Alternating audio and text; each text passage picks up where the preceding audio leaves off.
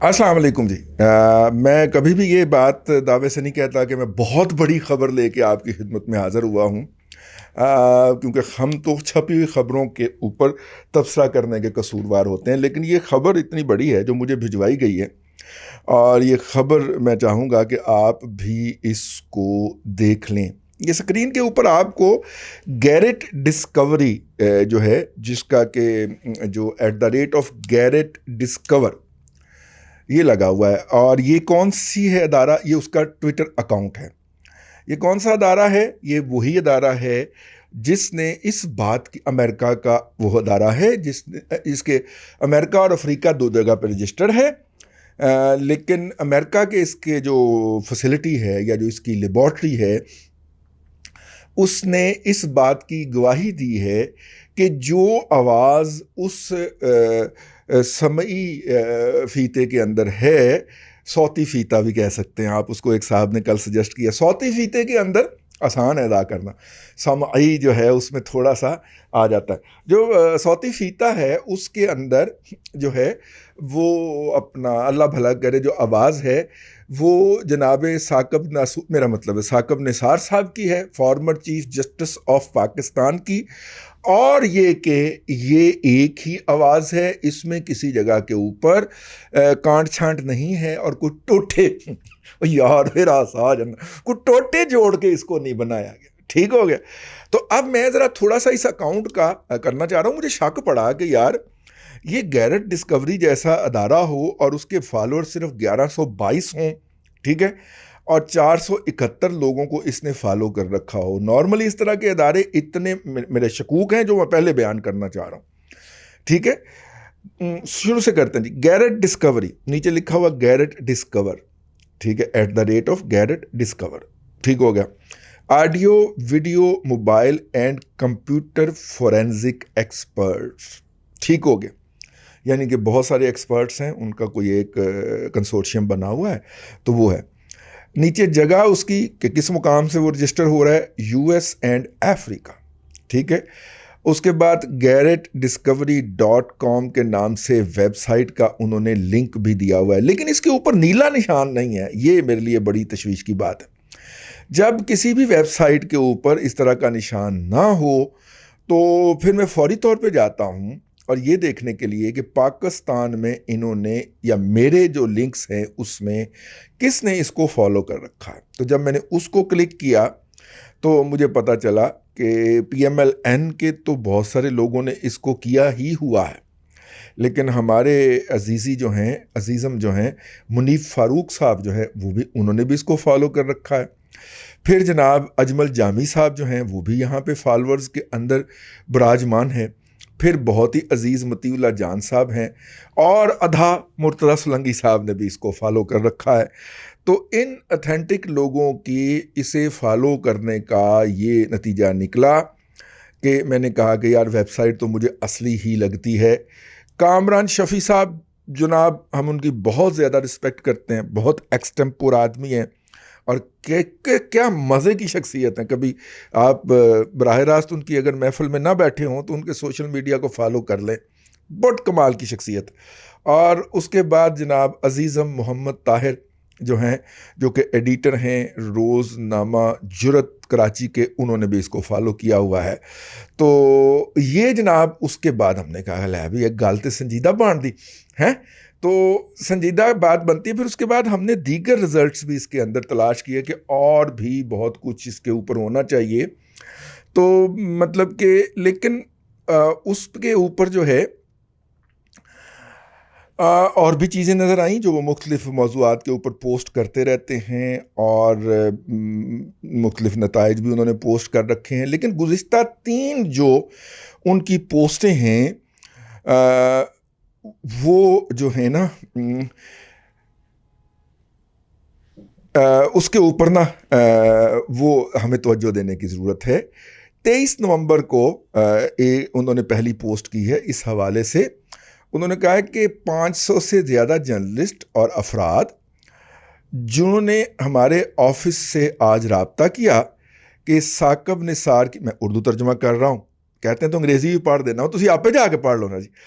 Saqib Nisar audio recording mister Nelson did the work, मतलब mister Nelson हैं, उन्होंने कोई काम किया है, so please quit saying mister Bedford did the work. मतलब उन्होंने कहा कि मिस्टर नेल्सन ने यह काम नहीं किया बल्कि मिस्टर बेडफोर्ड ने ये काम किया है। अब मेरा ख्याल है कि दोनों नाम जो हैं वो फेक हो सकते हैं, जाली हो सकते हैं, ट्रक की बत्ती हो सकते हैं जो कि अदारा लगाना चाह रहा है। इस तरह के जो होते हैं उसके पीछे लगाया नहीं जा सकता। लेकिन एक बात, 500 से ज़्यादा लोगों ने उनसे रब्ता कर लिया है और सबसे आखिर में जो उनकी लेटेस्ट पोस्ट है उसको भी हमें देखना पड़ेगा।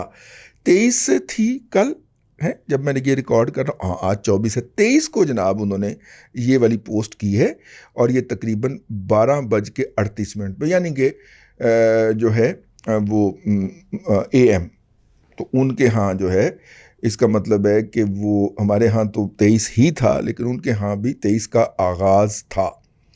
उसके बाद जनाब अगला उन्होंने पोस्ट किया है 16 घंटे पहले, जब मैं ये वीडियो रिकॉर्ड कर रहा हूँ, 9:15 पे शाम को 9:15 पे 23 नवंबर वाले दिन, ठीक है। और उन्होंने रिस्ट्रिक्ट किया हुआ है अपनी वेबसाइट को कि आप उससे ऊपर कमेंट नहीं कर सकते, ठीक है। और शायद इसी वजह से किया, जो हो रहा होगा जो मैं आखिर में बयान करूँगा। तो उन्होंने कहा है कि जनाब समा टीवी कॉल्ड एंड, मतलब समा टीवी ने कॉल की और हम उनका कोई सवालों के जवाब नहीं देंगे अपने क्लाइंट ब्रैकेट में अहमद नूरानी के बारे में, और जो काम किया गया और जो राय की गई ख़ास तौर पे उसके बारे में, और फ़ोन पे तो बिल्कुल भी नहीं देंगे, ठीक है।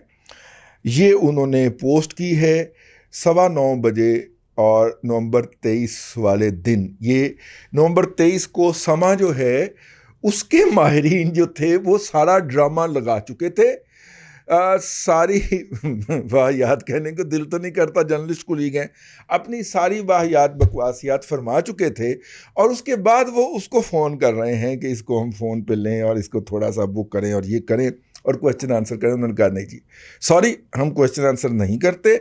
नॉर्मली इस तरह के अदारों से हमें भी वास्ता पड़ता रहा है, तो वो कहा करते हैं जी आप लिख के सवाल भिजवा दें, हम उन सवालों की नौइयत को डिटरमिन करने के बाद या तो आपको लिख के जवाब देंगे या उस शोबे से मुतल्लक अपना एक एक्सपर्ट नामजद कर देंगे और वक्त दे देंगे, आप उस वक्त उनका इंटरव्यू कर लीजिएगा। नॉर्मली मेरा ज़ाती तजर्बा है इस तरह के लोग जो हैं, बल्कि अगर आपने उनसे वीडियो जवाब लेना हो तो वो कहा करते हैं कि जी आपका एंकर अपने सवाल लिख के हमें बोल के हमें भिजवा दे तो हमारा बंदा बैठ के उसके जवाब दे देगा, हम क्रॉस क्वेश्चनिंग की इजाज़त नहीं देंगे आपको, ठीक हो गया।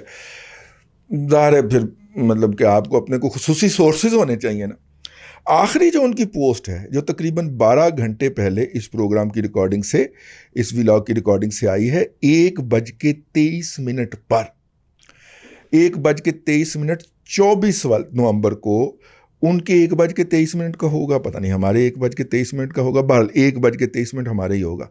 एक कॉल उन्होंने पोस्ट की है और ट्विटर के ऊपर, और उन्होंने इसके अंदर लिखा है आज हमें कॉल रिसीव हुई कि हमारी ज़िंदगियों को ख़तरा है, और उसी पर शख्स ने ये कहा कि वो एक लॉ सूट कोर्ट में फ़ाइल करेगा हमारे ख़िलाफ़, हमारे उस काम की अथेंटिसिटी या एतबारियत के हवाले से वो एक सूट करेगा, और कि हमने फैक्ट फोकस जो है उसको उसके काम को अथेंटिकेट किया, यानी कि उसके ऊपर तस्दीक की, उसके सच होने के तस्दीक की मोहर लगाई, ठीक है।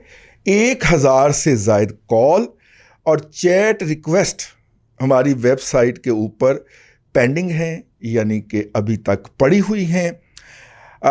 इनके ज़रिए हमारी टीम को धमकियां दी जा रही हैं और हमें कहा जा रहा है कि मुख्तलिफ नताइज दें जो कि गैर अखलाकी और गैर पेशावराना है। इस धमकी के बाद मेरा ये ख्याल है कि यकीनन गैरेट डिस्कवरी वाले जो हैं उन्होंने इसकी इतला पुलिस को भी दे दी होगी, और अगर पुलिस को इतला दे दी है तो मामा झील के करारे वाले डॉक्टरा सूट केस बन लै, तुम वैसे तो तू नहीं आया था, अब तुम्हें वहां की पुलिस डिपोर्ट करेगी पाकिस्तान। और वहां पे ये वाली धमकी बहुत बड़ा इस तरह की जो बकवासियात तो हर कोई पाकिस्तान नहीं है जो मुंह चुक के बकवास कर दो, ठीक है। हाँ, वैसे जिनका एफबीआई के साथ मुआहदा है और जिस मुआहदे के तहत उन्होंने अमेरिका के अंदर दफ्तर नहीं खोला बल्कि कनाडा में खोला है, वो भी सुन लें भाईजान। उसी तरह ही अब अमेरिका से दौड़ लगा जाएं जिस तरह अहमद वकास गुराया के ऊपर हमला करने वाला पकड़े जाने के बाद आपने बरतानिया से दौड़ लगाई थी ना। हाँ, 2 या 3 आला लोगों ने दौड़ लगाई थी ना बरतानिया से, पाया ना। बरतानिया अमेरिका से भी वही दौड़ लगाने का वक्त हो गया है।